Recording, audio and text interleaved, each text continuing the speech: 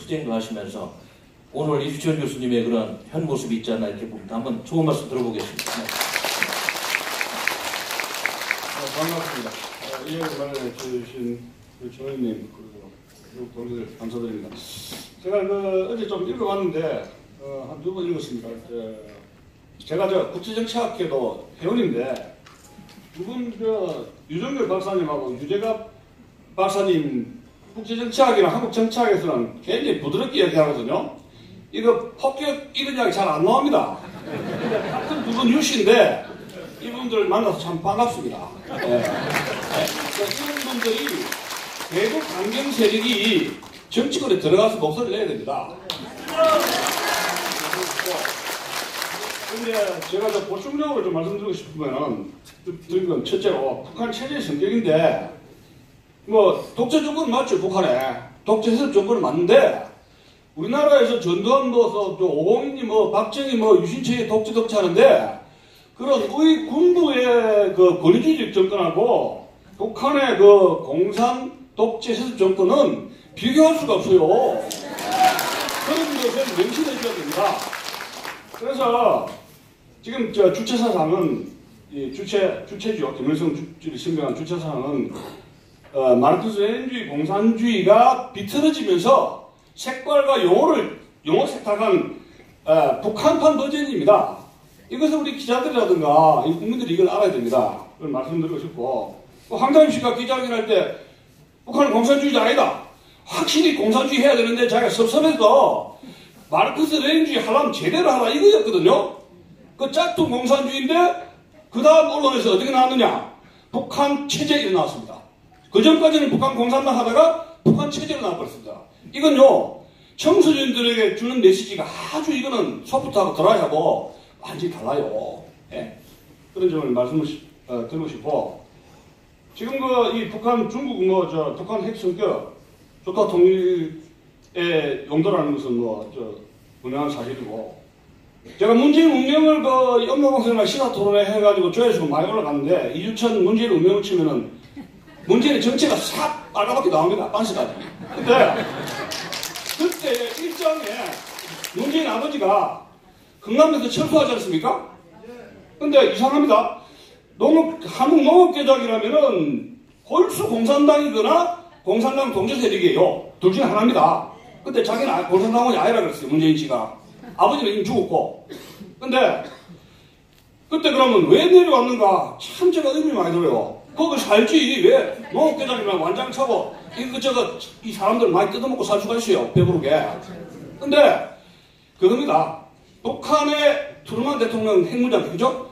핵으로 폭격한다는 소문이 쫙 퍼졌습니다. 그 다음에 유행군 폭격, 색색이 유행군. 폭격하고 원자탄 때문에 공산당원이든 아니든 북한에서 살 수가 없는 게 됩니다. 그러니까 기회가 있으면 남쪽으로 내려오려고 하는 거죠. 그러니까 상당히 이북 피난민 중에서도 공산당 사상을 가진 사람들이 영도다리 밑에가 뿐만 아니라 전역에 퍼져서 언더그라운드에 있다가 지금 어찌 되고 있습니까? 한번 몇 째바로 해가지고 지금 방송에서도 공산당이 좋아요에 나오지 않습니까? 그래서 그런 말씀 좀 드리고 싶고, 그러면 이미 김일성이가 6.25 전쟁 때 핵무기에 대한 욕심이 있었죠. 이거 핵이 필요하다. 미군 이거 핵이었기 때문에 미군이 들어왔다. 이런 것이고, 베트남 전쟁이 끝났을 때 이 김일성은 굉장히 후회를 합니다. 내가 6.25 남치면 이건 바보 같은 짓이었다. 괜히 여러분과 같은 반공 세력을 갖다가 양상을 해가지고 지금 김정은이 한라더라든가 지금 서울에 못하게 하고 있지 않습니까? 우리가 괜히 그리고 부도를 만들었다는 이야기예요. 그러면 위에서는 핵으로 공갈 치고, 에? 남쪽에서는 주사파라든가 여기 친북 세력들한테 영향가를 주어가지고 이거 완전히 전방에서 후방에서 아주 영도다리 밑에 하고 또 무슨 저쪽 그 지역 알죠? 압박을 해서 공산화시키겠다. 그게 지금 주사파가 춤을 추는 거 아닙니까? 그래서 지금 육자회담과 미국의 대북 압박 모든 것이 실패했죠. 협상이 실패했다 하는 것은 70년 남북관계 핵 문제에서 그 견해 전적으로 동의하는 것이고, 지금 미국이 트럼프 생각은 이런 것 같습니다.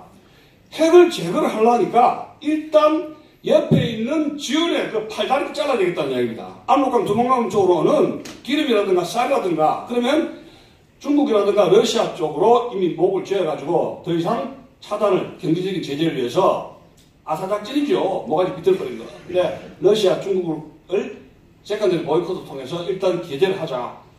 그런 상태에 들어갔고 그래서 제가 이제 저도 참 유 박사님 의견에 동의하는 것이 대북 옵션에서 준 군사적 조치 내지 군사적 조치에 대한 말이 김정은 참수작전입니다.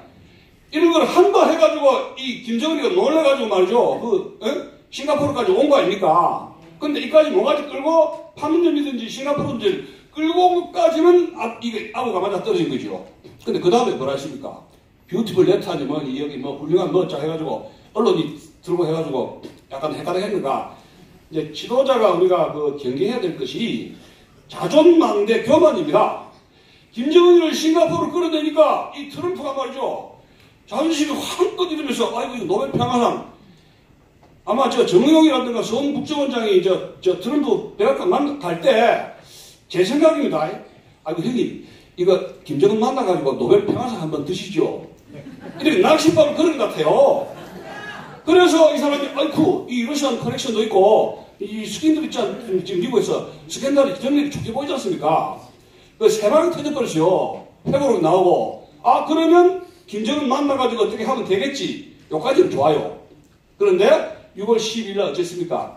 주한미군이 돈이 많이 든다니 어쩌더니 여러분 미국 그렇게 돈 많은 나라인데 한미관계 우리나라가 지금 공산화 일본 직전에서 허걱거리는데 주한미군이 미국의 대통령 정도가 주한미군이 돈이 많이 드네 적게 드네 이거 이래서 되는 겁니까? 안 되죠. 그리고 한미 FTA 문재인 뭐가지 쪼아가지고 한미 FTA 지금 다시 재협상했지 않습니까? 물론 미국 우선주의도 좋아요. 그러나 미국은 경찰국가로서 한미동맹을 해갈 혁명인데 전 세계가 바라보고 우리 태극기 집회에서 트럼프 행정부를 얼마나 기대하고 있습니까? 그런데 트럼프 행정부가 그런 식으로 해서 되겠어요? 그래서 우리는 대미 외교를 하더라도 아이고 살려달라고 바지가락이 붙잡을 게 아니라 정정당당하게 이야기해야 돼요. 당신들 말이죠. 70년 동안에 당신들이 원조해가지고 대한민국이 세계의 보람찬 나라가 됐는데 시시하게 돈 타령 하냐 말이야. 지금 우리나라는 여러분 친구가 공사가 되고 있는데 공사가 되면 남한에 있는 자유, 기술, 반도체 산업, 탱크 모든 것이 북한으로 넘어가죠. 그러면 이것이 일본을 치고 미국을 치는 전쟁 무기가 될 거 아닙니까? 그러면 미국의 자존심, 미국의 동아시아 정책은 완전히 붕괴되고 마는데 그러면 제2베트남을 원하느냐? 이거 우리가 요구를 해야 돼요. 당당하게. 그렇죠? 떳떳하게 이야기를 해야 돼요.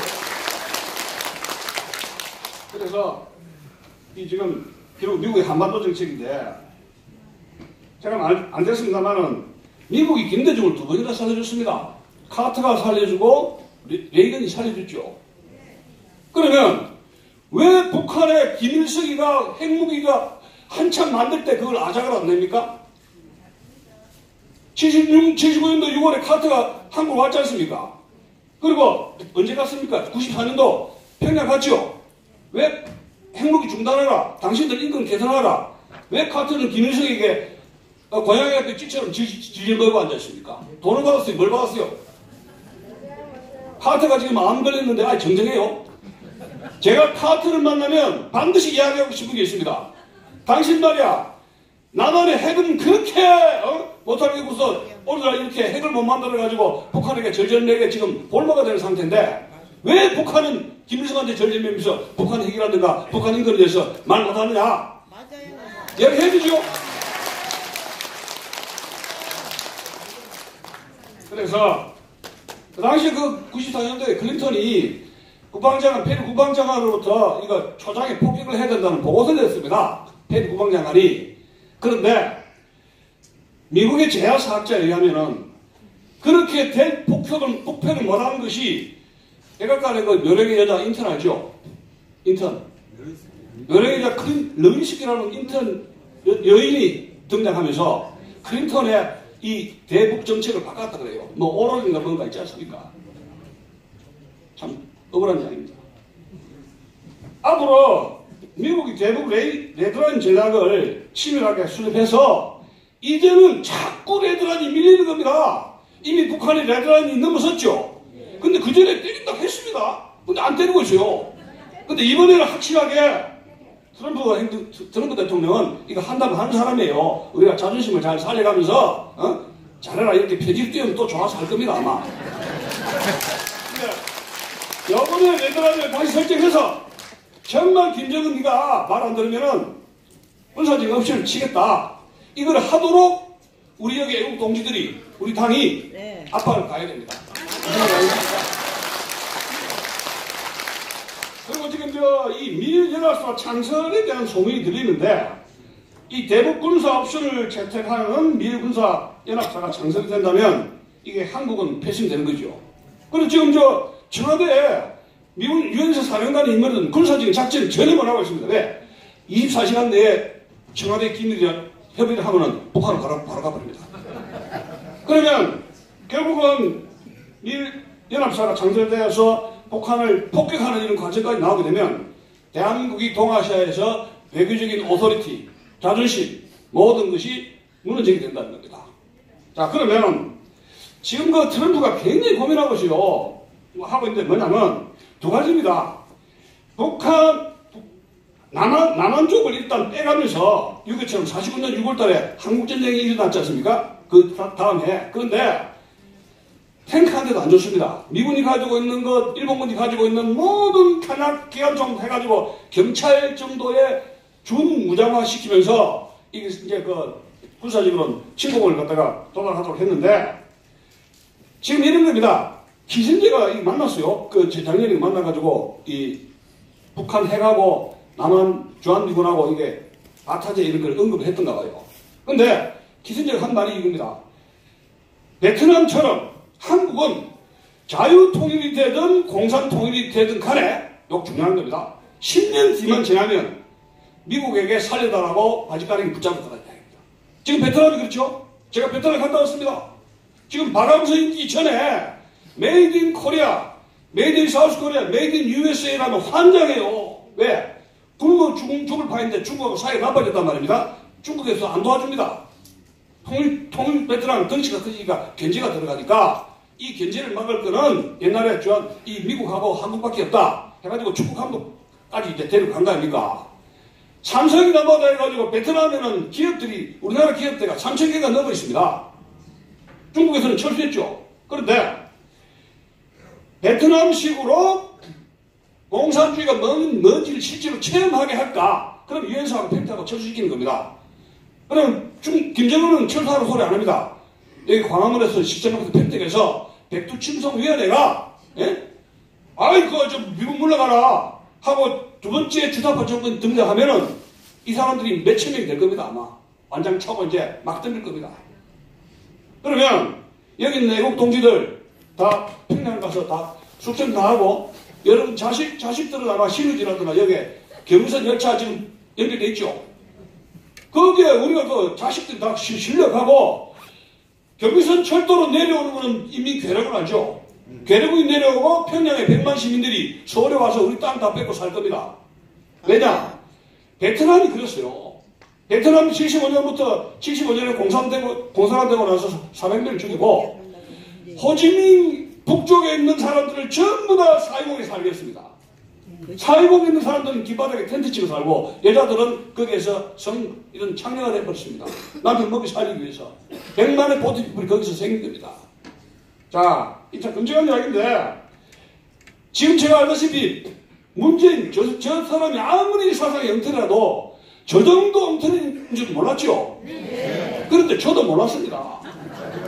저 정도 엉터리 줄은 이게 참 신기합니다. 그래서 우리가 트럼프의 그 싱가포르 회담에 대한 실체 이런 거는 우리가 좀 따져봐야 되고 이제 끝으로 제가 좀 말씀드리고 싶은 것은 왜냐하면 그 트럼프가 6월 13일 우리나라 선거하는데 6월 12일 날 싱가포르에서 만나가지고 김정은 한껏 띄었죠. 그럼 결과적으로 뭐냐? 보수 야당 당신들 한번 맛 좀 봐라 이겁니다. 근데 말이 됩니까 이게? 근데 우리나라의 정치인들 워싱턴 가면 이런 이야기입니다. 워싱턴 백악관 관리들이 당신들이 문재인 좋아서 찍었지 않느냐? 나는 안 찍었습니다. 근데 당신들이 선택했는데 어쩌라고? 좋습니다. 그런데 이 문재인과 주사파 이 거지 같은 정권을 트럼프가 도와주면 안 되지 않습니까? 그런데 6월 12일 미팅, 김정은하고 만나가지고 야단을 치시는 또 좋아요. 어쨌습니까? 북한의 젠틀맨으로 케네디로 만들어봤어요. 북한의 케네디로. 그리고 언론은 이설주 여사를 뭐로 만들었습니까? 북한의 제크린 여사로 만들어버렸습니다. 말이 안 되는 이야기죠. 그래서 우리가 더 이상 북한에 대한 이 주사파 정권에 대해서 미국이 이런 외교적인 그런 제스처를 통해서 한국 국민들에게 미국 상대가 트럼프, 문재인, 김정은 세 사람이 어떻게 쿵짝쿵짝하면 한 번 더 폐거가 이루어질 것 같네. 이런 사기극이 언론의 방역이 안 되도록 해야 된다 이런 이야기입니다. 그렇지 않습니까? 그래서 이제 말씀을 결론을 드리고 싶은 것은 지금 현재의 주사파 정권만으로는 북핵 폐기라든가 이런 북한의 자유통일이 불가능하죠. 그래서 트럼프도 그렇다면 내하고 대화할 상대가 누구냐 이야기입니까? 지금 트럼프로 볼 때는 굉장히 고민이에요. 왜냐하면 자유통일을 이루어 나갈 수 있는 여기에 차기의 리더십 우리가 누구냐 생각할 때 이거 만들어야 되는 거 아닙니까? 미국 쪽에는 굉장히 그런 고민이 그런 정당, 그런 지도자 이승만이라든가 박정희 같은 인물 한번 대화해보자 하는 인물을 우리가 양성을 해야 된다 하는 이야기입니다. 그래서 지금 북핵을 통해서 이 미국과 중국의 어떤 동향도 중요한데 더 중요한 것은 우리의 의지로 중국이라든가 미국이라든가 중국의 그 대정책이라든가 여론을 거기에 의지하지 말고 우리가 주도적으로 그들의 여론을 어떻게 만들어 나가느냐 하는 것이 중요하다는 이야기예요. 특히 중국에 줄 대가 그러니까 개입의 여지를 막을 수 있는 명분이 필요한 것이고 여기서는 분명하게 또 두 번째로는 미국의 여론을 움직여가지고 우리가 그 자유통일을 원하고 이 다단계 공산화가 이렇게 진행되는데 미국의 입장은 분명히 밝게 달라고 해야 됩니다. 그것은 행정부에 바로 이야기할 게 의회에 바로 이야기해야 될 게 아니라 미국은 민주주의 정치가 언론이 움직이는 나라입니다. 미국 국민들이 움직이는 나라예요. 우리보다 여론을 더 중시합니다. 그렇기 때문에 우리는 자유신념과 우리 통일에 대한 여론전을 더 강하게 추진을 해야 된다 하는 말씀을 드린 것입니다. 감사합니다.